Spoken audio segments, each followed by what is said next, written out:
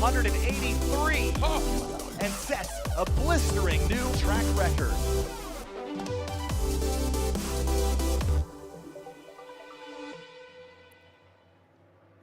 GRIDLIFE Track Battle Finals back on track here at Heartland Motorsports Park in Topeka, Kansas. The 2.5-mile, 14-turn road course where we host our last points rounds for the 2022 season.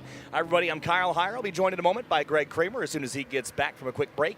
And we're launching and getting set for Track Battle A and B here in this next session. On track now, the fastest cars in Track Battle getting set up now for a quick rip through A and B. Then we'll take a short break before before GLTC Race 3, and then we'll have all coverage of all groups again this afternoon and get set for our final race of the evening at 6 o'clock with GLTC. Greg, welcome back.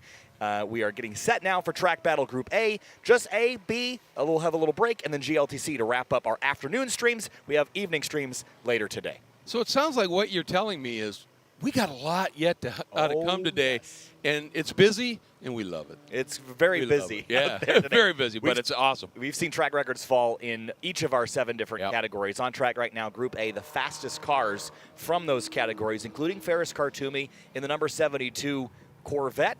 There's also Jeremy Swenson on the racetrack right now. Swenson, no, he's not competing in Time Attack. He's getting a hardship lap, as is the 51 of David Rudzinski, sorting out some issues from race 2 earlier this morning.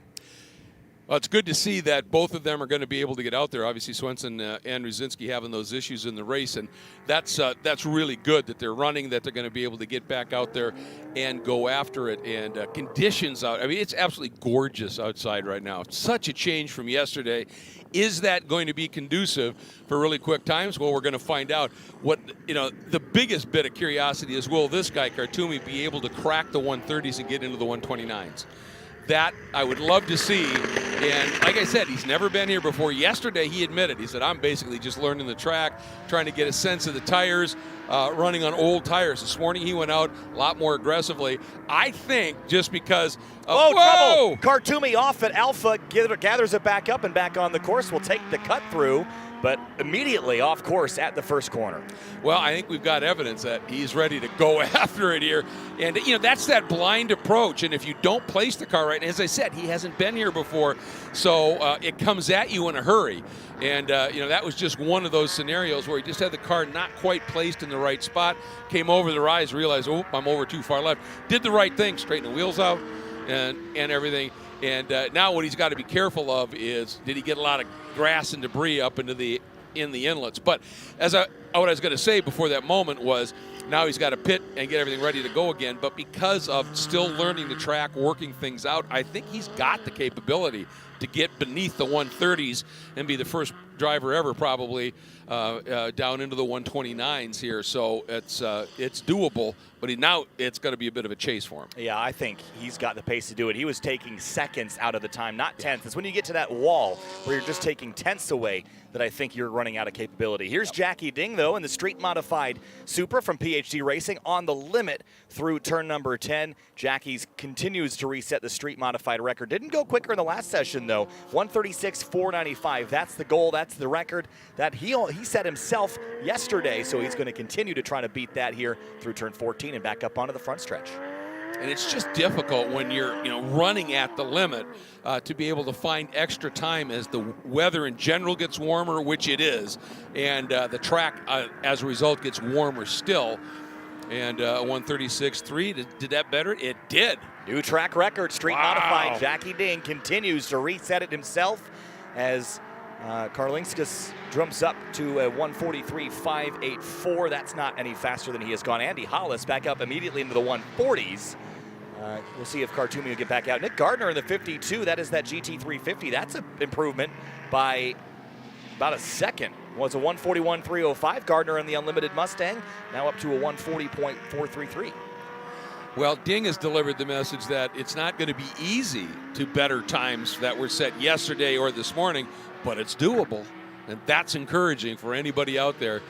And say there is still some pace in this track. I think this is one of the just the prettiest looking cars out there. Just love this livery, and the lines of the Mustang I think are just retro beautiful, and they've really got this graphicked up exceptionally well on Nicholas Gardner's Unlimited car. Yeah, the Serpent Stangs Racing vehicle out of Bell Buckle, Tennessee. It's a 2020 Ford Mustang GT350. And, of course, we talk about the GT350, the flat plane crank V8, the difference in the engine construction. That's for, the mechanical engineering guys to really dive into. But a really unique engine note out of the GT350 and GT500 cars. Really is. And it just lets you know that, when you get a V8, it doesn't, all the sounds out of a V8 are not the same. It depends on, the size of the engine, how exhaust is ducted, that kind of thing. And, it's just part of that, as I say, the wonderful orchestra we have here. Up onto the front straightaway again. We'll see if Gardner can go any quicker. He's typically on Hoosier Slick tires, and those are what we had raced in the past on in GLTC. We know how grippy those tires are, but regardless of the tire stick, you're still going to be struggling to put it down in a car that makes as much power. Gardner goes faster, a 39.736, a new personal best for Nick Gardner. Nice run. Yeah, that's a big gain for him, considering the previous was a 41.3. So that's about a second and a half he picked up. That's impressive. I think I messed up. This is a GT500, not a GT350. Okay. But even crazier. Yeah, my point. exactly. I got a little crossed up with my GT100s generations, but looks like he is slowing down and letting Josh Hulk on by in street class. I think we call that a nomenclature failure. Yes. You got mechanical failures, nomenclature failure, aero failures, and then you got a nomenclature failure. Nick Kors, not quite his personal best, but jumps up the timing screen up into third at a 140.199. We saw Josh Halka. He's continuing to battle Stan Feingold in that 623 car, the 142.021 for Feingold. Is that an improvement for him? Feingold's best time, yes, 141.5 was his previous best. So Feingold, no, he's just shy of that. So they continue to battle in the street class top spot as Khartoumi is back on track. Going to try this again. All right, and now he knows. He will have heard, I'm sure, that Ding has gone faster, that Gardner's gone significantly quicker, and that it is in the cards out there. It's just got to lay this lap together, and he'll adjust his approach. And you can see how blind that is. Now he'll adjust that a little bit. Much, much better there. Yeah, it's a little tentative. I think the shaking and shuffling of that front bumper is causing some weird balance in that car, but better through 1 and 2 that time. Yeah, there's a little bit of pogoing going on, isn't there? And over that rise, that big splitter is going to catch a little bit of air. And beautiful rotation there. Controlled it nicely. Andy Hollis, by the way, a 138.995. That's the fastest he has gone by a full second. Oh, my goodness. That's a new track mod record, I'm pretty certain. I say that with certainty as Khartoumi heads down to the far side of the racetrack at 6th, a little over rotation on the exit, and now climbing out of 7, and then heading into the area where this car just gets down and just rumbles. A little drop to the right side tires there at the top of the hill. Now into the fast stuff. You know, that guy on the camera right now is panning for his life. He's trying to stay with that. It is so fast. Wow. Little wiggle there, too. He is on the limit, folks. Big wiggle here into turn 10. A little off the apex on the inside, but carrying good speed. Now into 11, the right-hander. And actually looks pretty well balanced here. Yeah, it does through there. So the track record is a 130.964. That is what he set earlier today. And now as he climbs up out of turn 14, Ferris Khartoumi in the number 72 out of Dallas, Texas, across the line. Can he reset the track record again? 133.076, not quite. And he bails off the throttle this time through. I think, so he's going to do another lap. And by then, I think those Michelins will have been properly cleaned and warmed. And then I think we'll see him really go for it. You can see the car was a little twitchy. And some of that's just the power application, but the other part of it is if the tires aren't quite up to temperature, the compound's not going to grip quite as much as it should. And I think he's going to get ready and really go after one here shortly. Karlinskis in the Porsche Cayman right now running in third in Unlimited. Now Gardner and Karlinskis are in the same category, so they are only, 600ths apart right now, fighting for second place. This is a great battle in Unlimited. It's been a little while since we've had one of those, a real honest, good battle inside the podium here for Unlimited, and Karlinskis and Gardner really having a good scrap at it here. And Gardner kind of came out of nowhere. This is a great lap. He was about 2.5 seconds slower than the previous sessions on the weekend. Oh, he put one together. That 39.7 is way quicker, as you pointed out. So he's serving notice to Karlinskis that you've got company here, man. And so what's going to happen here is Tadas is he'll be aware of it. He's going to really try and stick one in here. And this car is so well balanced, and it's just a matter, as you can see it, just tuck into 8, pivot a little bit, rotate up through 9. The whole idea is that S bend of 8, 9, which is a left, right, left, is to straighten it out as much as you can. But it's snugger once you turn in much faster, and then 8 tightens up just a little bit. So you've just got to drive that properly. He didn't like the lap he was on. Slows down. I think it was Hollis that went through, wasn't it? Incredible lap by Hollis at 138.995. That's so fast. I know this is a 700 horsepower McLaren 720S. I know that. But still, the amount of pace that he has continued to pick up is just unbelievable as Khartoumi heads down the front straightaway and is back on it down towards turn number 1. And now let's see if the car is just a little bit. I didn't see quite as much buffeting up and over the rise. Let's see if things are just sticking a little bit better for him. A little bit better aero management there. Again, maybe he's lifting to kind of kill that top speed a little bit. That's not, wow, big slide and a spin from Faris Khartoumi. Just trying to get everything and a little too much that time. That's the first time I've ever seen him not save something. That tells you how hard he was pushing, folks. And it's an area there where you got enough grass on either side of the racetrack that you can feed in, throttle it, and really give it your go. But for Faris, a little bit too much that time. Again, he's trying to harness 1,000 horsepower. Yeah. There are more difficult things to do in life than harness 1,000 horsepower. As a friend of mine once said, like nailing Jello to a tree. I mean, it's without all kinds of driver aids, that kind of power is a challenge. Dalton Klein in track modified goes a little quicker that time, a 144.650, and Anderson in the 918 Dodge Viper, a 141.302, and for Anderson, that is not quite a pickup, but he is knocking on the door of doing just that. And he's battling for a podium in Unlimited because all he has to do is go a little faster than Karlinskis or Gardner, and he'll be on that podium trophy-winning driver here in Unlimited. So that's what's on the line for him this time as we watch Andy Hollis in the kind of papaya orange McLaren 720S. See if that's McLaren orange, isn't it? It must be. That's how a McLaren really should look. There's some cars that you have to buy it in the color. Yeah. And I think you have a red Ferrari, yellow or green Lamborghini, orange McLaren. It is. There are beautiful colors on these cars, but especially if you're a student of motorsports history and you remember the McLaren Formula One and Can-Am machines, it just looks right in orange. I think there's another car, I'll use that example for the Porsche 911 GT3, the street version, comes in like kind of a plum orange that is not an orange, plum purple. Man, don't clip Where are that you buying your oranges? They're really old oranges. Yeah, I'd be careful cutting into one of them. Plum purple. Yep. GT3. Everyone knows the color I'm talking about. They are very pretty. You're right. You're right. And there's Anderson again weaving his way through the last couple of corners here in this Dodge Viper competition. Throttles back up, following Dalton Klein in the Iowa Man Racing number 206 Corvette. Is that there was a color on the Corvette called Sebring orange for a little while. I think that might have been on the C7 generation car.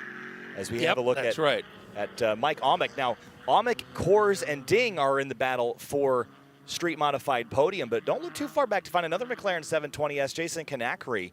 So Coors and Amick are really fighting for that second and third step, but Kanakary's not too far back as we watch the 6 of Amick in his WRX. And just to update you on that, on the Viper, his best time is a 140.74, and he just turned a 140.76. Oh. So 2 100ths off. He is knocking on the door of making a gain there. So down into turn 6 now again. This has got to be so cool to drive. I mean, just building a car and modifying a car is one thing, but there's something really special about taking old race cars, old competition cars, and getting back in them now and continuing to run them, especially without factory or team support. Yep. You always think about running old Formula One cars, so you have to pump the oil through them because the tolerances are so tight that the engine is seized when it's not warmed up. So I think there's a lot of weird quirks with old race cars like that, and I'm sure there's a process to get this car on track every time. Well, yeah, and I mean, think now, we're about when this car was running. We're 15 years on. Just think of the gains in tire technology. So you're driving this car, which hasn't lost anything from its performance that back in that era, with better grip. I mean, that's the fun part of it, and that's why historic racing can be a lot of fun, you know, because you get these older cars into much better tires, and you have to be careful about that because that extra grip from the tires can collapse old suspensions and the like. So you see a lot of people refabricating stuff. I don't think that that Viper's going to need that, but that's one of the real joys is you go, oh man, this thing really sticks now. Amick is going to take up the checkered flag here on a cool-down lap. I saw a video the other day. I can't remember the context, and I can't remember the specifics of it. I saw a video the other day about white wall tires, and there's a company now that will white wall any tire you want. And it was a fascinating process because you always think about these old historic cars. You don't want to necessarily run old historic tires. I mean, that's not the thing. Right. You have to get something new. Yep. And there's a company that will literally shave the branding off the side of the tire, add they'll vulcanize a white rubber strip around the sidewall, and then they'll basically ship you the new set. Brand new tires of whatever kind you want with a white wall for your classic, whatever you got. How cool is that? I thought that was really neat. I can't remember what the video, where that came from, but either way, it was neat. So checkered flag here on Track Battle A. Again, this will just be Track Battle A and B on the coverage here before we take a break and get set up for GLTC race number 3. We'll cover all 4 groups again later this afternoon before we kick off our final race of the weekend here at Heartland Motorsports Park. And again, our GRIDLIFE finals. This is the last points event for the season. This isn't the last event for the season. In just a couple of weeks' time, we have an event at Pittsburgh International Race Complex. It is a test of GRIDLIFE's new endurance rule set, the Super Grid Grand Prix. 3 different competition classes. GLTC is the top class. Man, I'm blanking on the middle class name. There's Sunday Club is the bottom class, and Club Sport is the middle category. So it's GRIDLIFE Touring Club, Club Sport, and Sunday Club. Sunday Club, of course, being B-Spec or Sunday Cup cars with roll cages. The middle class being aimed squarely at Spec Miata and similar in a power-to-weight style event. And then GLTB, GRIDLIFE Touring, GLT, I guess it's still GLTC, GRIDLIFE Touring Club, is our top class. No rules changes there. 15-minute race, 3-hour race. Do that twice a weekend. That's the format. We're going to try it out at Pit Race. If you'd like to give it a try, you can head to tickets.grid.life and order one of those tickets. And it's designed around a 2-driver lineup. Yep. We're also running Track Battle there, not for points, just a weekend championship there, but we will have Track Battle at Pit Race in a couple of weeks. So that's what's coming up next on the GRIDLIFE calendar. After that competition season is over. At that point, we look forward to 2023 and releasing that schedule as soon as it is complete, which should just be a couple of weeks from now. Yeah, and I'll tell you what, if you've never been to Pit Race, folks, go. It is the track is really, really cool. The venue's beautiful, and it's up in the foothills of the Appalachians. It really is a very pretty area and a really cool racetrack, and you'll have some fun there. But, you know, just, again, Jackie Ding setting a new track record, and the guy who was really up on it was Andy Hollis, who obliterated the time that he had turned early in track mod. Huge lap. Great laps there. Track Battle B is on track now, led by Dana Basinski. So we were talking earlier about how they would likely shuffle the grids around here, get Club TR all together. Well, Dana and Grant Davidson, the leader in the Club TR season championship, they're going to be on track together, separated by just 2 cars, Bertulis and Alex Westergaard. And 4/10 is all that's separating the 2 of them in terms of times. Nick Kors is making the left-hand turn off the racetrack. He was in Group A, so it looks like he just couldn't quite get back to the pits. As I just saw, Dana Basinski rolling through turn number 8 now. He is going to be the top-seeded car in this group, a best time of a 1:43.406. And yes, we have reset the Club TR record many a times this weekend. We'll see if Dana can do it again. Needs to beat a 43.4. Couldn't do it last session. He's got a couple more.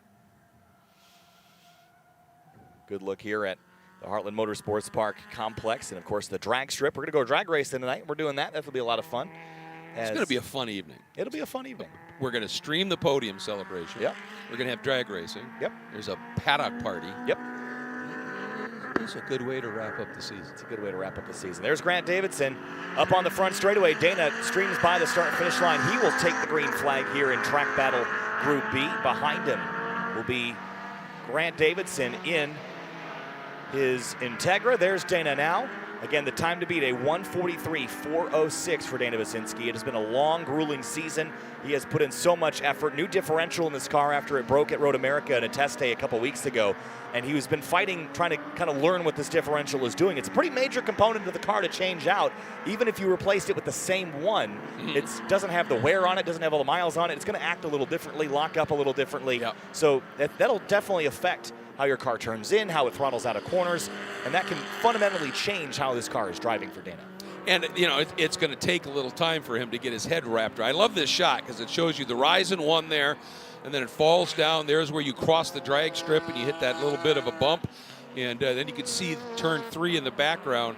And literally as you turn into 3 back there, it starts climbing with banking. And so it's really cool, this whole flow through here. And you can attack turn 3, and you can over-attack it, as Ferris discovered it can happen there. So it's just a lot to this track that's actually pretty cool.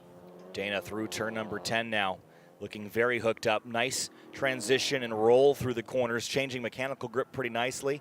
Look at him head down, looking ahead into the apex. Always like watching a driver's head and eyes, where they're looking, how they're moving their body in the car.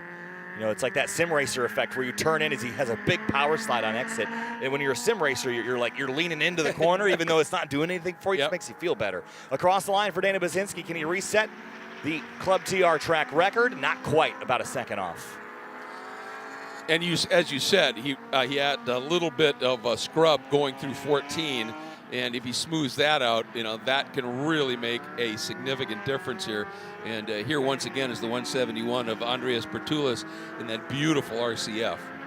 They're just mean-looking cars. They are mean, and especially when it's modified like this. It just has extra sharp body features and things. Yep. Definitely has got kind of a Batmobile aesthetic to it.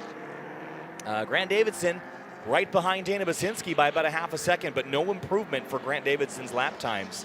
So as we get deeper into this weekend, it's starting to look like Dana's got the edge here. But again, if you go back to the season championship, Dana had to win and Grant off the podium. It's looking unlikely that Davidson will get booted here. Yeah. But again, Dana's doing everything he can to get himself up in the mix and give himself a shot. Well, it's a simple mission, right? When you're dealing with, racing somebody for a championship, and the only way you can really do it is you got to win and let the other guy have some sort of an issue. In a way, it's liberating because you don't have to worry about machinations. It's like, just drive. Just give it everything you got. It either happens or it doesn't, and you hope it does. And Davidson doing a really, really nice job of just staying nice and close and in the hunt, as it were, as Alec Westgard jumps to the top of the session at a 44 flat in his street mod S2000, only 2/10 off of his best, so he's knocking on the door of 1-2. Yeah, there's Westergaard just underneath us there. And there's Grant Davidson in the front-wheel drive Acuity Integra. And Davidson in that number 74, hails out of Pleasant Hill, Iowa.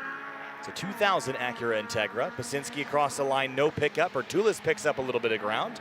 Does Davidson pick up? Needs to be at a 43.8 and a 43.4.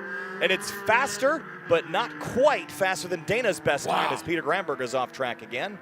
Davidson is 1/100th off of Basinski's record. That's how close it is. Incredibly close. It's just great. I mean, and Dana's going to have to respond here because I don't think Grant's done yet either. Right, absolutely.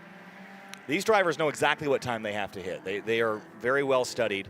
When they look down at their data box, their aim solo, whatever they've got in the car, and they come across the line, again, there's always a little bit, between what our timing and scoring captures and what theirs may say. So I know Grant knows he's really close, but might not be confident he's gone any quicker. Dana, though, right now doesn't know the situation. Exactly. When he comes off the racetrack, he's going to know if he doesn't get it done later, he could lose the chance to beat Grant in the final event of the season. Evan Weeder out on track as well, the 531. Mario Marone, both EG Civics. Weeder at a 146.087. A little off his best pace, and Marone at a 146.198 off of his as well, by about a half a second. Magnussen in the 570. That's a street GT car. The Porsche Cayman up to 5th place in this session, battling Hendricks here as Weeder sails by Westergaard here into the backside of the racetrack over at turns 8 and 9. A lot of traffic coming up for Weeder here, though, so hopefully it doesn't get slowed down as he's, again, trying to battle for that Club TR podium with Mario Marone, both very similar. Actually, that was Mario that we were watching. Similar liveries on these cars, but again, Weider and Mario fighting pretty diligently for that third step on the podium for Club TR. Yeah, Weider coming in about 7/10 quicker than Mario Marone here in the number 627. So Mario's got to dig deep right now to make that step up onto the podium. He's capable of it, no question. It's just a matter of stringing the lap together here. Accelerating up onto the front straight. There's Weider across the line. No pickup that time, though. For Marone, will we see the same? No pickup, it looks like, either for Marone. So it looks like this session a little bit of a struggle for all except Davidson. And a couple drivers improving here and there, but Davidson really the marked one, moving up from 143.8 to a 143.4 within, as you mentioned, 1/100th of Dana Basinski. Yeah, Basinski had a 43.406 and Davidson a 4.19. It's incredible. So, yeah, and think of the differences between these two cars. Dana's car, K-swap, rear-wheel drive, Subaru BRZ. Davidson, that car is a decade older, front engine layout, or front engine, front drive layout. Very different cars running within 100th of a second. And on the Falcon RT660 tire, that just goes to show you the equivalent performance you can get with either drivetrain. Really impressive stuff from both these drivers. And you know, the other part of it is for Davidson here, if he drove that last lap and felt that was a really, fully on the limit lap, you start playing the mind game going, where can I make up even a 10th? I mean, I don't know that I can drive this thing any faster, and you just have to. It's just baby step it in. Just break that little bit deeper somewhere, and if it sticks, maybe that's going to do it for you. He's certainly not going to stop, that's for sure. And Weider whirling through turn 13 now. Again, trying to defend from Marone, who's behind him. And Marone can see Weider just up the road. And again, they know that they're fighting for that third step on the podium, fighting for that trophy late in the season here. Across the line for Weider. Wow. Little improvement, a 45.7, but it's still a full second off of his best. Marone, though, leapfrogs him, a 45.3. And for Marone, that is his personal best, and it's a little closer to Evan Weider's best time of a 44.7. Yeah. So he's making the improvements, and that's what you want to see. That's the encouraging part of it. I mean, you just got to do what you got to do, and exactly. Marone has put himself ahead of Weider in this session, but still has a lot to gain in terms of the general lap time. So still has to find some more pace as we watch Evan kind of slide the nose through turn number 5. One of the great things about this track, oh, and there goes Marone, I think. Yep, looks like it. Yep. Skids off track and had the front end loaded. Just a little bit too much pace, back end just pivoted around on him. That Marone? Well, maybe it's not. No, it is. It's a Club TRE. Ooh, little flames going out the tailpipe there, refiring. It has stopped. Oh, yeah, it's got Acuity logos on the side. It's definitely Marone. There it is. Yes, there's the Acuity logos. That's what I was looking for. So Marone will get back rolling. Just a harmless spin, but interesting to see a front-wheel drive car spin that late in a corner. Greg, what could cause that? Well, normally that comes from what they call it's the old TTO, trailing throttle oversteer. So he comes through the corner and sees I'm going to run wide. So the natural instinct is to breathe it a little bit. Well, as soon as you breathe, what happens? All the weight onto the nose, back end gets light, and you've still got input into the wheel. You've still got some input into the steering wheel, and it just pivots around the nose, and the back end comes around. And I'm guessing that's what happened. And the nice thing is, I was just about to say, and this is partly the benefit of it, there is some runoff in that area, and obviously that helped. But one of the things about this track, for a club track, if you want to call it that, that type of track, this track is wonderfully wide. You can get 5-6 cars side by side around this track. So when you have a moment like that, you scrub a lot of speed before you even generally get off track, and that's a plus. Certainly. We just had a look at the 103 car. That was a BMW 135. That is the flying lap car. Brandon Oglesby from Pueblo West, Colorado, 2008 model year car. And across the line, checkered flag here on Track Battle B. And with that, Across the start-finish line now for the rest of the group. Is that Drew Turner? Yes, it is. No improvement or pickup there. The Radical of King in the 73 comes across the start-finish line, and looks like we'll have checkered on B and finish out this. Greg, with this, we're going to wrap things up for the time being. Be back for GLTC Race 3 in a little while. I think it's going to be at the bottom of the hour. Let me just double-check the schedule before I fully commit to that understanding. But looks like GLTC Race 3 at 2:25, so it'll be about a half-hour break. So for now, let's roll through some partners and people that make things happen, and Greg will see you on the other side. Sounds good.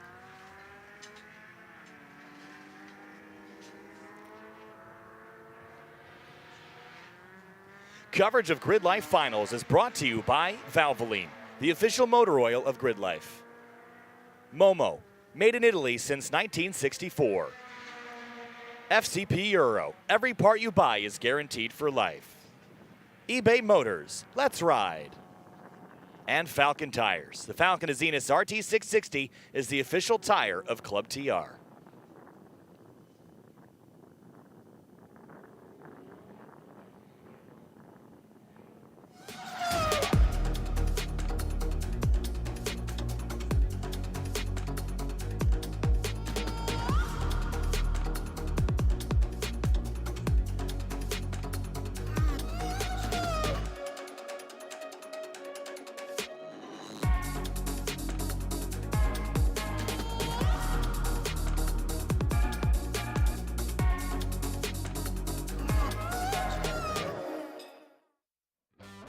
The more power you have,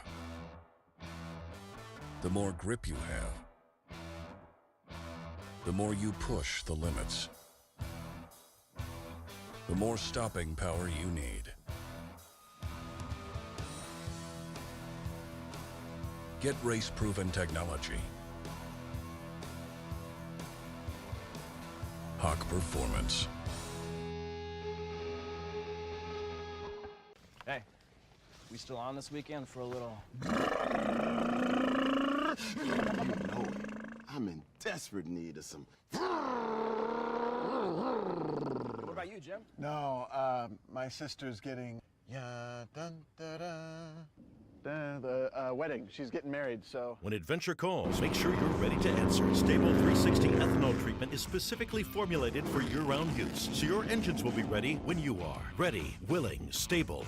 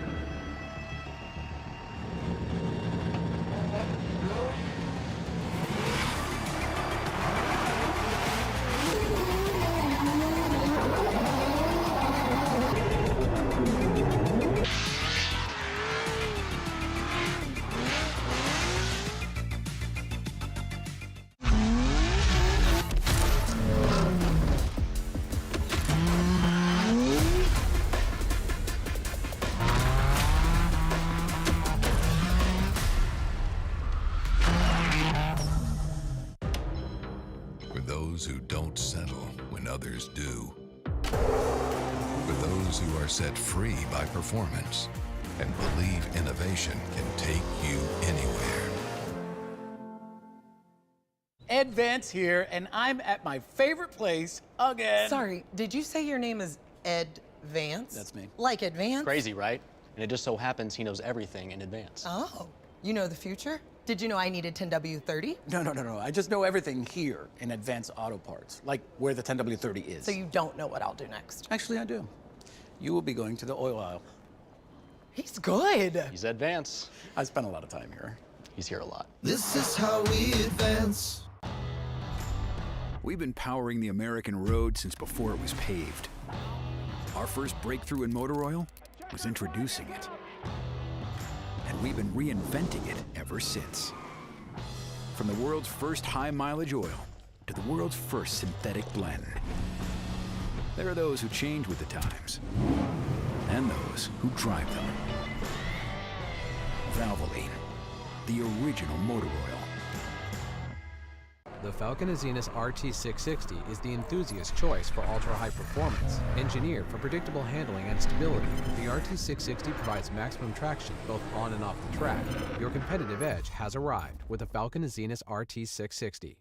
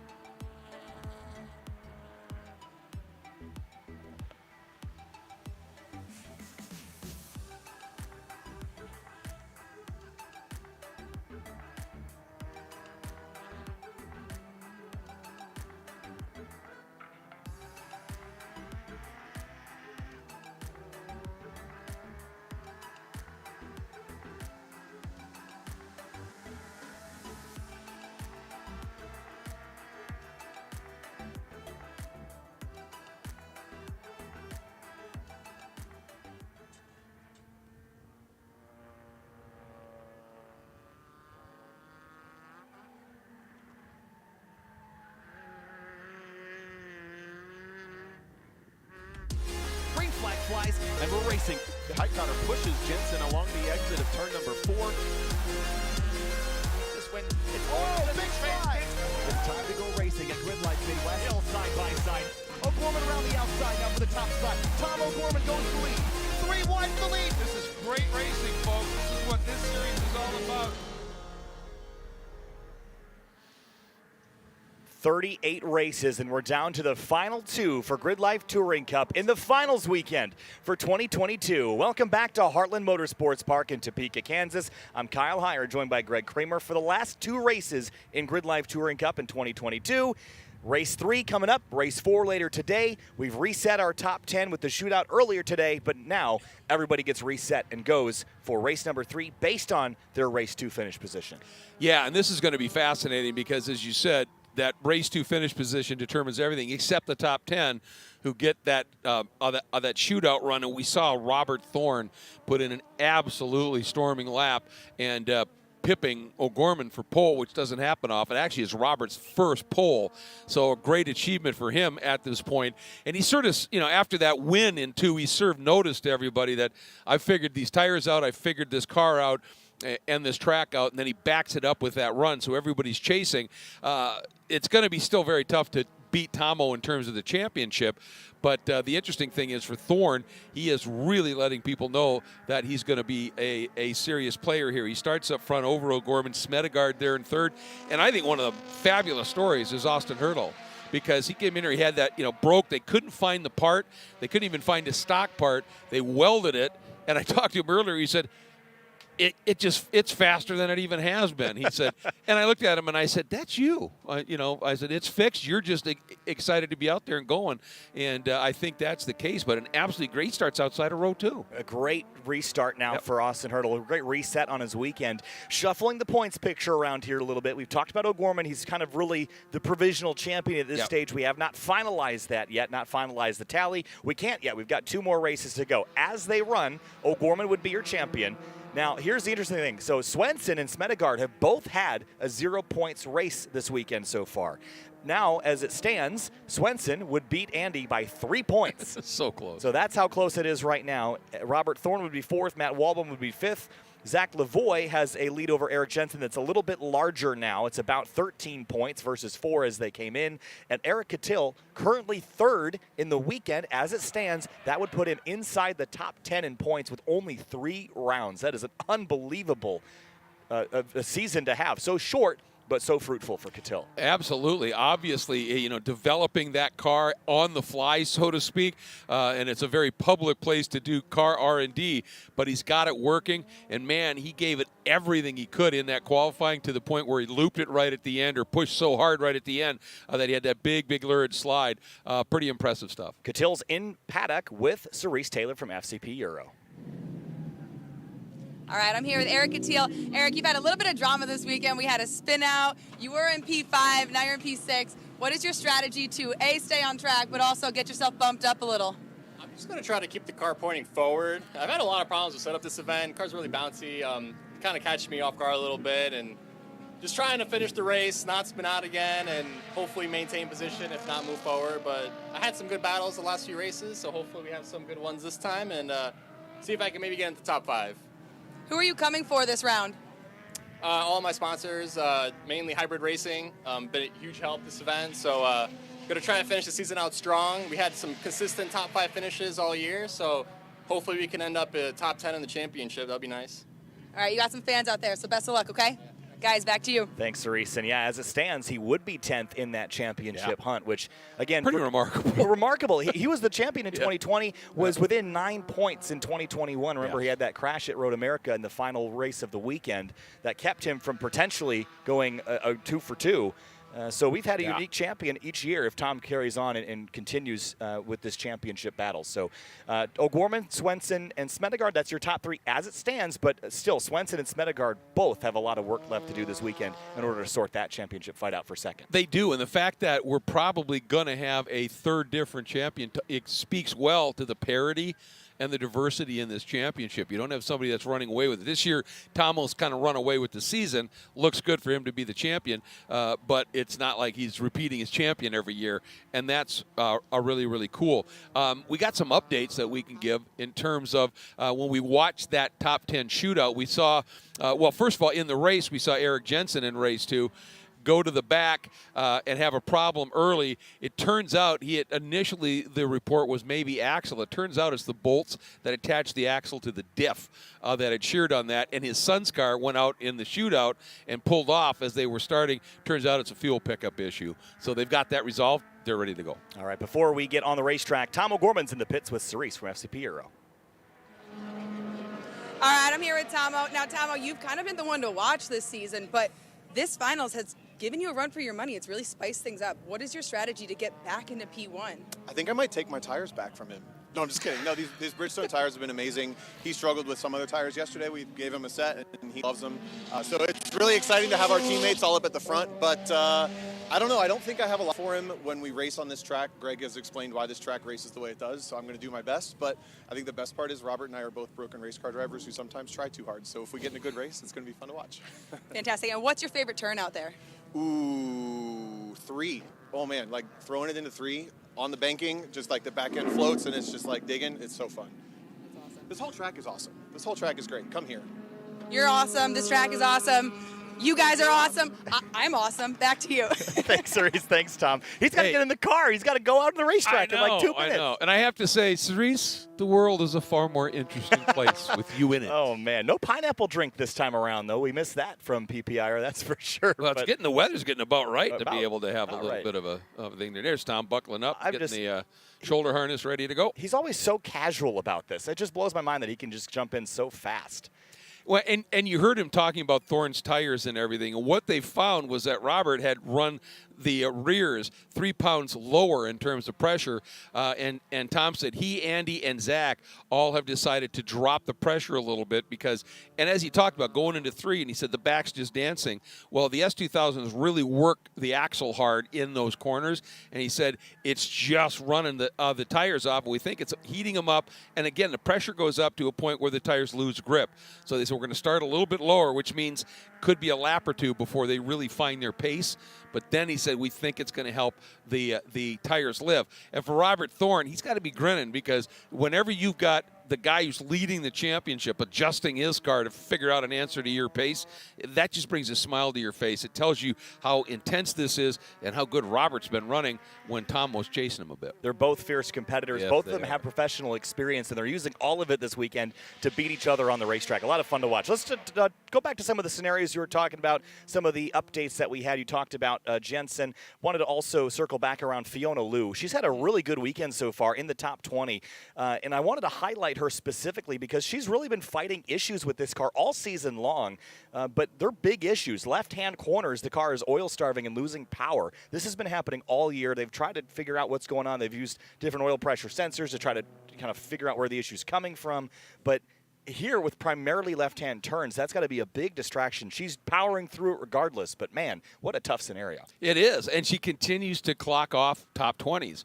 and this is a deep field, and so, that really speaks highly of what she's able to do because, when you get that oil starve, obviously, it affects engine performance, and you've got to adjust your driving to make up for it, and she's doing exactly that. Really, really nice job. Yeah, certainly. So we've got GLTC Race 3 coming up in just a couple of minutes. Hang tight. The cars will be rolling here in just under 2 minutes' time. And then we're going to get one pace lap this time around. We're going green after one pace lap and 12 to 15 minutes in this power to weight to tire matched championship here. Single class. Everyone is racing each other. No multi-class shenaniganry to worry about here in these short sprint races.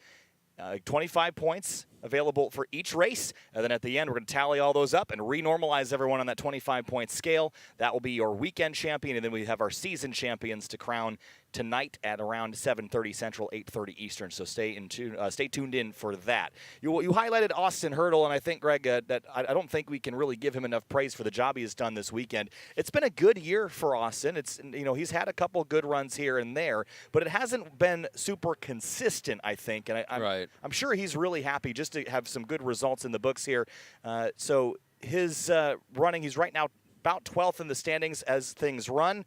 His best finish of the season previously was a 7th back at Lime Rock Park. He did that 3 times that weekend. So to continue to run up inside the top 5, this has got to be exhilarating for him.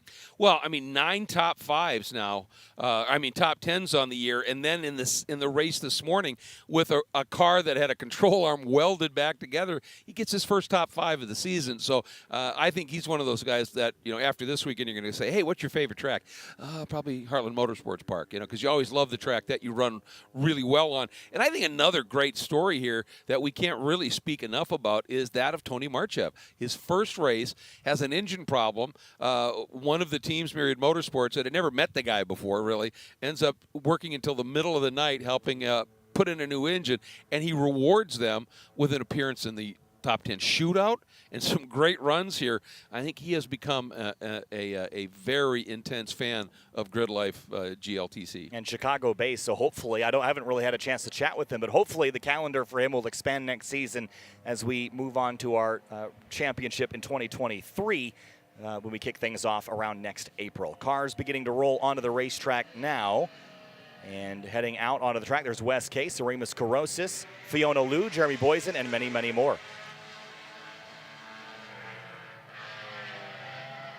I love the field as they come out and get ready to go. So time to take a look at our starting lineup, huh? Yeah, row number 1. It's going to kick things off with Robert Thorne in the number 180 alongside Tom O'Gorman in the number 94. Row number 2, the 212 of Andy Smedegard and the number 34 of Austin Hurdle.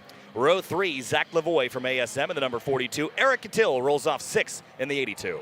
Row 4 will be the 213 of Scott Robertson. A great run up into the top 10 shootout, doing a nice job. And the aforementioned 17 of Tony Marchev. 527, Jackson Maverick Jensen rolls off in 9th alongside 18-year-old Matan Rosenberg in the 484. Starting in 11th, the number 23 of Jake Jorenstad. Starting 12th is the number 12 of Felipe Gonzalez. Starting 13th place, the 77 of Hans Horpedal. Good start for him. Nick Steniford will roll alongside him in another S2000 in 14th place. Starting in the 8th row inside and 15th, the number 767 of Wes Case. Outside, the number 871 of Arimas Carrozas. Row number 9, the 888 of Fiona Liu, and alongside her, Jeremy Boysen in the number 40 Porsche Cayman. Starting in row 10, inside in the 19th spot, the 71 of Joel Morrison, who has been running really well this weekend. And in the 20th spot, the 898 of Brian DeFries. 21st place, row 11, the 144 of Vitas Aronowskis. And 22nd place, Julio Crispin in the number 911 350Z. And in row number 12, inside the 23rd starting spot, the 261 of Brad Kosiba.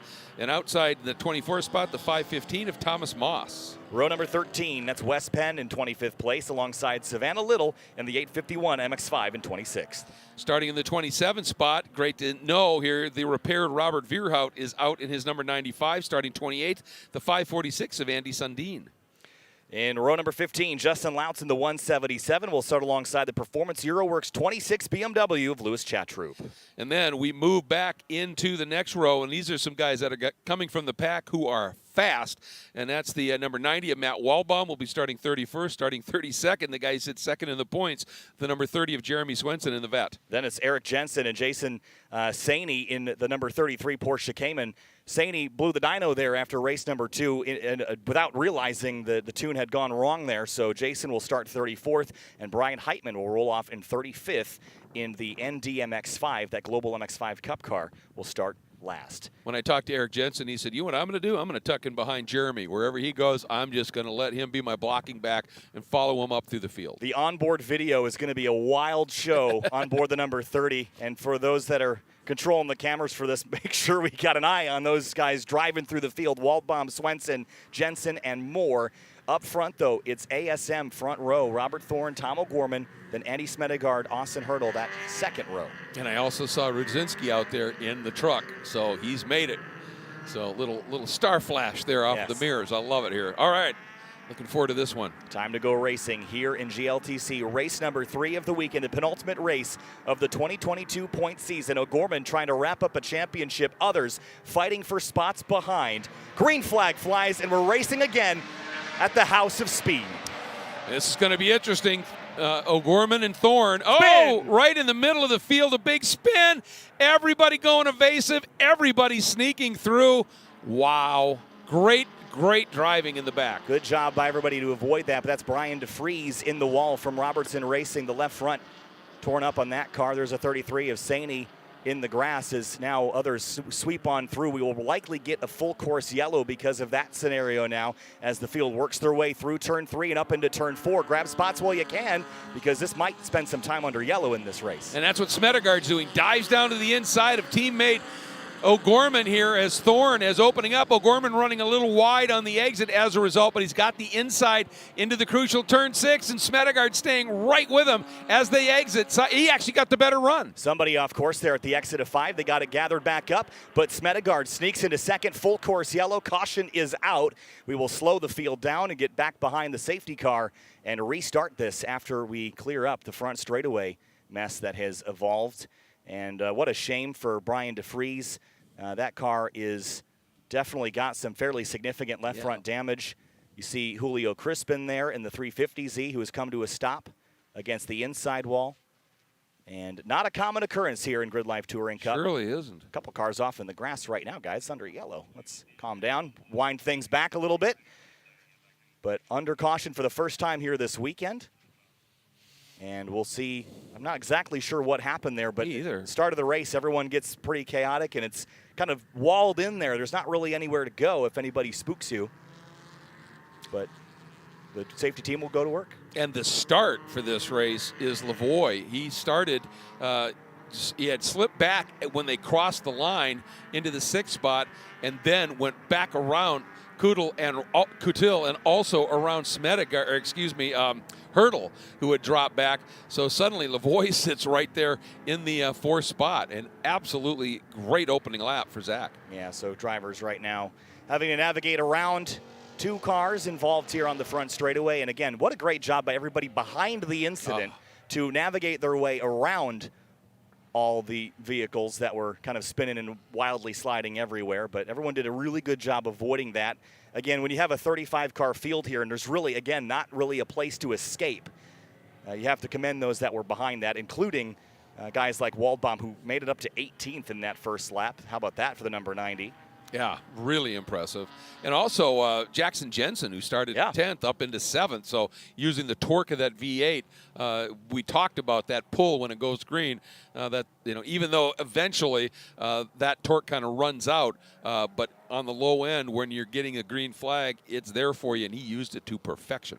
Yeah. So under the control of the safety car here, and I guess the silver lining, if there had to be one, is that those cars are pretty near the pit out, so we should be able to hook those things up and get them behind the wall here before too long. You see the safety car driven by Mike Cohn, taking a fairly slow pace here to try to not eat up the laps here, because as soon as we get those cars towed off and we've cleared the surface, we could, you know, if we can get this all done in a lap or two, we'd really advance the amount of time that we have remaining. Now, reminder how this works. We're kind of behind on the schedule a little bit, so we might not get a lot of extra time. When that ticker runs down to 0, that doesn't mean the race has to be over. Right. It's just a general indicator of around when we'll get that white flag. So we could run pretty deep here down towards the 0 marker here. So cars, it looks like Crispin's car has been cleared, and looks like DeFries has also got that car up out of the way. Saw Becky Burton there floating around. I think she was probably in communication. They've got radios in those cars.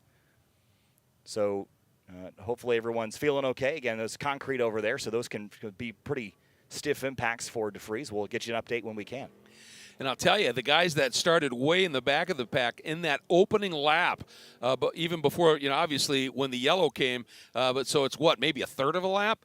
Matt Waldbaum, folks, went from 31st into the 18th spot. That's 12 spots in a third of a lap. Jeremy Swenson went from 32nd up to 23rd. Eric Jensen went from 33rd to 25th. So making some ground up in a big, big hurry, doing exactly what they needed to do. Yeah, great work there. We saw Carson Crystal picking up parts and pieces. Thanks, Carson, for doing that.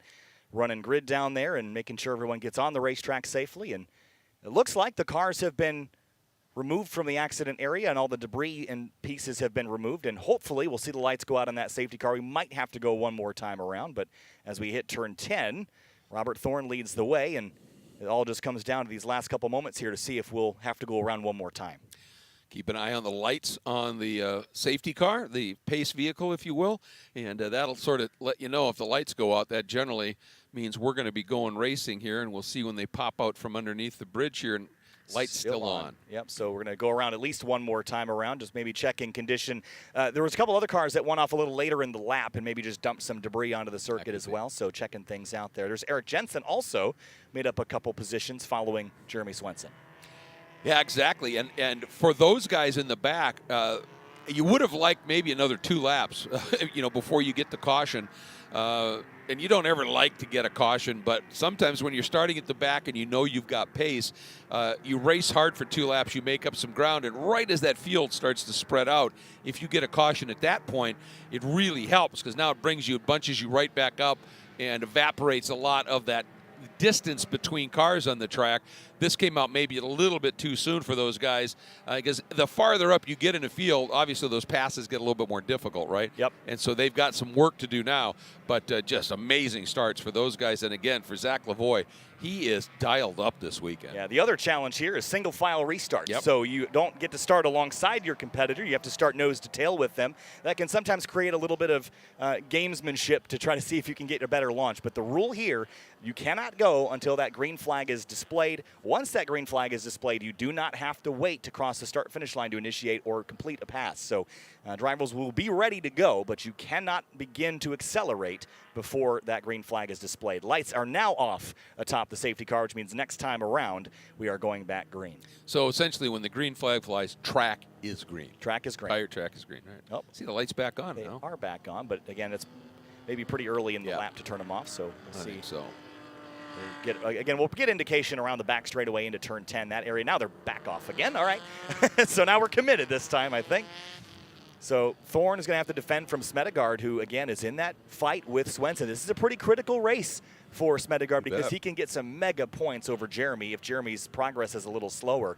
Now, here's the thing that Jeremy, he's a pretty conservative guy on the racetrack. He doesn't take a lot of risk. We've seen Matt Waldbaum. He generally takes risks, but they generally pay off. He does them in a safe way. Waldbaum gained more ground. Mm-hmm. So I think Jeremy's slow progress might be attributed to his doesn't really want to shove the nose and make people upset. He wants to race fair and clean, knowing that this could lose him a second place in a championship. That's just how Jeremy is. Well, he plays the risk versus reward game very, very savvy, and you see that work out here, and that's how you end up being able to be in a position for top finishes in championships because lots of 0-point scores, that doesn't get you anywhere. Right, so. And at the end of the day, for Swenson, is it worth spinning out a car, getting in an accident to change the number on the trophy at the end of the day? Probably not, and that's the goal that we're trying to bring here in GLTC. Is it's definitely not worth crashing people over an acrylic trophy. So at this stage, race fair and clean. The outcome will be what the outcome is, and you can only really control it to your best ability. Cars rolling through turn 13 now, and Robert Thorne out in front. O'Gorman is trailing Smedegaard. Lavoie trails O'Gorman. Hurdle trails Lavoie. We exit turn number 14 back towards the start-finish line and waiting for the green flag to drop. 3 minutes unofficially to go. And there it is. Green flag. We're racing again here at Heartland Park. Just enjoying that sound. Super loud down past the start-finish line into turn number 1. Smedegaard trails Thorne. Here comes O'Gorman, though, with a great run on his teammate and team owner into turn 3, but I don't think he's going to make the dive. Catil side-by-side with Lavoie off into turn 3. Yeah, and Hurdle was able to scooch back around Lavoie, and Catil decided, well, I'm going to see if I can follow him through there, and there's still, look at this, side-by-side, O'Gorman down to the inside of Smedegaard, exiting turn 4, heading up into 5. And here's the rest of the pack absolutely streaming through. Oh! Big slide from Arimas Carosis. Spin. That's Joel Morrison. Everybody scatters. 3 abreast. Big gains there for Eric Jensen. He's going to dive up the inside of Moss. Morrison gets back rolling again. We carry on and continue. Still 3 abreast, kind of mid-pack and beyond. Absolutely insane. I love this. The interesting thing, that little bit of side-by-side between Smedegaard and O'Gorman through 4 and 5. Already, Thorne has himself a nice little margin here. Look as at they work Waldbaum. up through. Wow. He's up to the back of one of the myriad cars. Jeremy Boysen fighting behind Wes Case, who's on the inside of Savannah. Little, look at that battle. Little backs out as Waldbaum goes. Someone went in the dirt big time at turn number 9 as the battle for second fires back up. O'Gorman squeezes back in front of Smedegard. Smedegard really getting up along the inside for a minute there, had the overlap, but then didn't have much he could do with it. Now he's going to try it again, and if he can get there, he can't this time. And the last place you want to try something is down into 14, because then you're going to be slow onto that straight. And not only would he have lost touch with O'Gorman, he'd be a sitting duck probably for Austin Hurdle back there. And side-by-side Chat Troop running wide, gathers it back up. He's just struggled this weekend. It's been unfortunate for one of our really, really solid racers. Yeah, it's not a great weekend for the Performance Zero Works team. Ryan Upham is absent this weekend, getting himself set up for a better run at the championship in 2023. So Upham is absent. He will be back next year and competing in GRIDLIFE Touring Cup. O'Gorman and Smedegard, they've sorted that out, but they've lost 2 seconds to Robert Thorne, but the battles are deep behind them. Austin Hurdle has cleared Eric Kittil. Look who's 6th now. Lavoie, Rosenberg, Jensen, Jackson Jensen, Horpedal, and Jake Jornstad up inside the top 10. Jake doing a really fabulous job. And on the update, Matt Waldbaum right now sits in the 12th spot, folks. What a drive up through the field. And not too far adrift. Eric Jensen up to 17th. Swenson up to 20th. And for Swenson, that's concerning because that's, just barely tickled the point. Somebody's gone around. Eric Jensen has gone around, I believe. Boy. And that's at the exit of turn number 3. Looks like he started to get rolling again, so he will continue. He was 17th. Waldbaum just passed Jorenstad for 10th. So put, 2 green flag laps in, 34th to 10th. That's just an incredible drive by Matt. I mean, he's been hooked up this weekend, really been flying. And then had that brake pedal failure. They got that fixed, and you can see he was absolutely determined to reward that ASM crew and himself with a stellar run, and boy, has he done that. And remember, that's invert territory. We invert race number 4 to a certain number of positions. So if I'm Matt Waldbaum, maybe I don't want to gain a whole lot more spots. I'll take the loss now to get a front row start for later. You just don't know what that invert is going to be. There's Jackson Jensen running an 8th, and here's Waldbaum now attacking the is that the 77 of Horpedal here? I think so. White flag is waving. Final lap here in GLTC race number 3. Thorne leads, but O'Gorman took a chunk out of the lead that time through and goes fastest on the leaderboard. Purple for Tom O'Gorman. Well, and that's what he wanted to see late in the race. Now, some of those issues have obviously been eased a bit because of the long caution, so you're not working those tires super hard, really close there heading into Alpha. But Tomo, that car is a lot more lively late in the race, and he's appreciating that as he flows that number 94 through, and this will be a second place for him potentially as he's chasing Thorne. The official margin now under 2 seconds, but we're on the last lap. Through turn 5 now, other battles happening. Zach Lavoie has got Rosenberg in behind him. Jackson Jensen 8th, Horpedal and Waldbaum 9th and 10th. Then Jorenstad, Scott Robertson, and others still having good scraps here in midfield. Look at this battle back here behind the Vitas Aronauskis car. There's Aremus Korosis, Thomas Moss. I think that's Andy Sundin in the silver M3, and many more having a good battle here on the last lap. Look at Sundin up the inside of Moss in turn 6. I'll tell you, that's one of the things that I love about this series is it doesn't matter if you're racing for the win, for 10th, for 20th, for 30th. You're in a race. You find a couple of drivers out there that on that day, similar pace for you, and one little mistake like that, look at that, you lose 2 spots just that fast. Fiona Liu and Nick Steniford squeeze on by. I wonder if Sundin squeezed Moss there or if he ran off on his own accord at the exit of 7. Either way, a little tight fit there. There's Wes Penn, Robert Vierhout, and Louis Chatroop. We documented going off a little wilder earlier. Big dust cloud, checkered flag though. Robert Thorne gets it done. 3rd win on the season, and O'Gorman comes home 2nd. Smedegard P3, podium for ASM all the way through. Then Hurdle, Kittil, top 5. Here's Brad Kasiba having to fight all the way back to the checkers. Deeper battles all the way around this racetrack here in this slightly shortened and amended GLTC Race 3 of the weekend. And just taking a look when we're thinking about Jeremy Swenson, who was 20th when we took the green flag, comes through in 12th.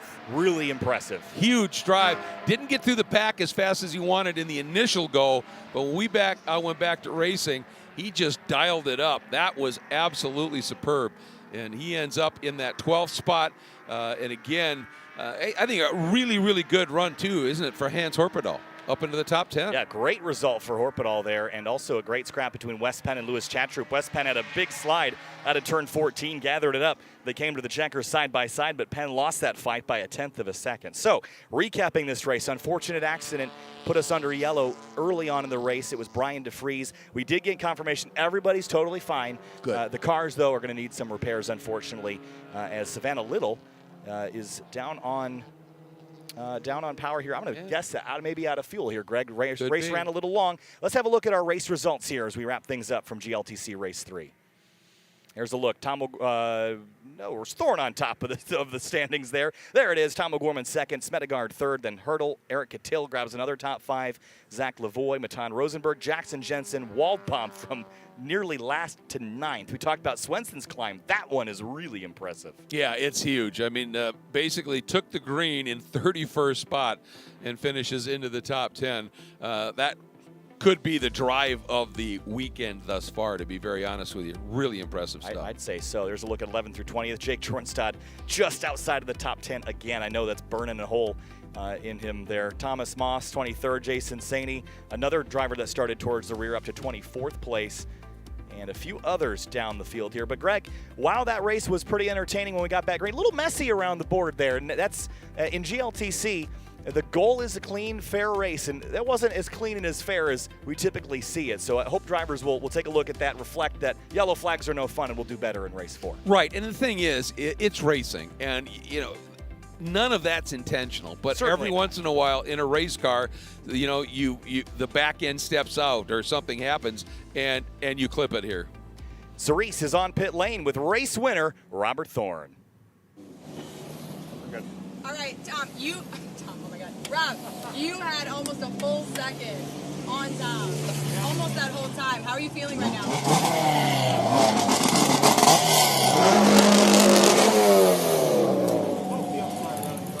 Yeah, awesome run. I wish we could pull it off this weekend. We got one more race. We're going to hit that invert, but we got to really do some work. Excited. And if I'm not mistaken, you're also drifting tomorrow, right? Oh yeah, we'll have a drift car now, so we'll party no matter what. Can't stop, won't stop. All right, guys, great job. Back to you. Thanks, Cerise. And the Robert Thorne again. Second one on the weekend. He's just got it dialed here. Now, not going to be in such a great position for the start of race 4 because we have that invert that's going to invert a random number of drivers in the top third of the field. Do you know what the number is yet? I don't know the number. Have they sent that to you? Because that's interesting. And here's the deal: you just know every time you drive to the invert, somebody goes, "All right, I'm in 10th. I can maybe get up to 5th, but I'm going to stay in 10th." That's the time they invert the top 8. Yeah, and you're just sitting back there, So you've always got to go for the points. It's that simple. Yeah, there are reasons that sometimes they don't invert until a little bit later, so we might not get that information right now. You'll have to tune in later. GLTC Race 4 will kick off at 6 Central, 7 Eastern, so don't miss that one here on GridLife Live. We're not done racing yet. We have our final race of the season, our championship race, followed by our award ceremony. We also have one more group of track battle we got to announce before we get to that point. That will kick off at around 4:45 here in the Central Time Zone. So keep an eye out for that, Greg, but that's going to wrap up Race 3 coverage. Tell you what, it's just getting curiouser and curiouser, and this championship is going to be fun to have play out. And the track battle has been just remarkably impressive as well, so stick with us. More of that coming. We'll be back in about an hour and a half. If you're on Twitch or Facebook, you can hang tight. On YouTube, it'll be a different link. Check back in at around 4:45 Central Time for Track Battle and GLTC Race 4. Kyle Heyer and Greg Kramer, we'll see you later.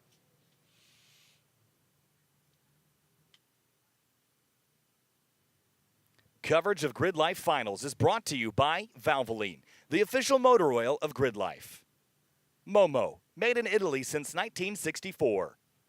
FCP Euro, every part you buy is guaranteed for life. eBay Motors, let's ride. And Falcon Tires. The Falcon Azenas RT660 is the official tire of Club TR.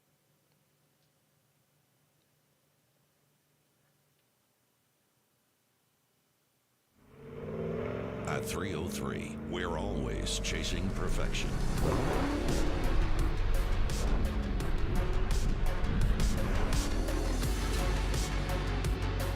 Protect your ride with graphene nanospray coating. Now, boost protection, shine, and slickness with Graphene Detailer. Level up your detailing game. Harness the power of graphene with 303. Ed Vance here, and I'm at my favorite place again. Sorry, did you say your name is Ed Vance? That's me. Like advance? Crazy, right? And it just so happens he knows everything in advance. Oh, you know the future? Did you know I needed 10W30? No. I just know everything here in Advanced Auto Parts, like where the 10W30 is. So you don't know what I'll do next? Actually, I do. You will be going to the oil aisle. He's good. He's Ed Vance. I spent a lot of time here. He's here a lot. This is how we advance.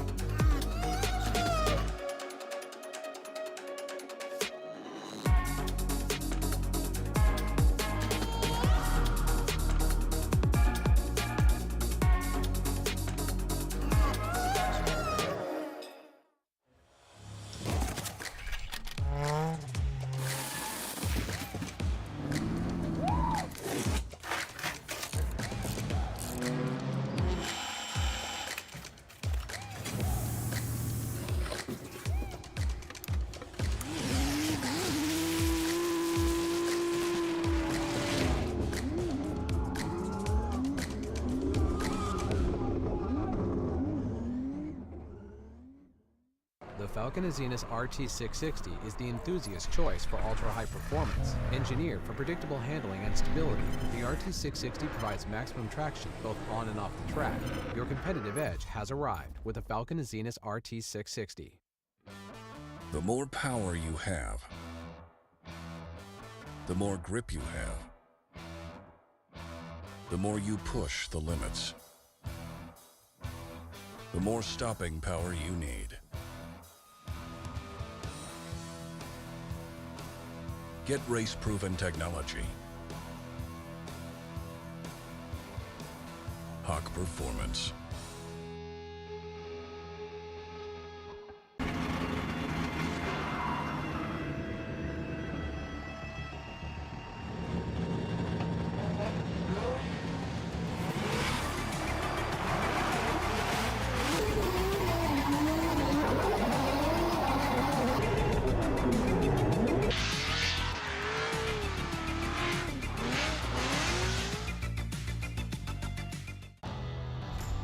We've been powering the American road since before it was paved.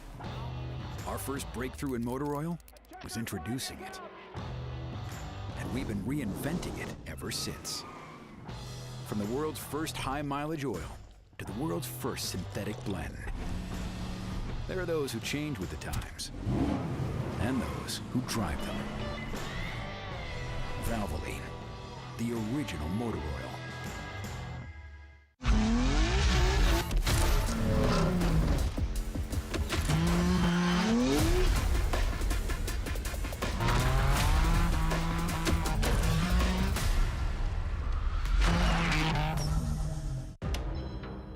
Those who don't settle when others do. For those who are set free by performance and believe innovation can take you anywhere.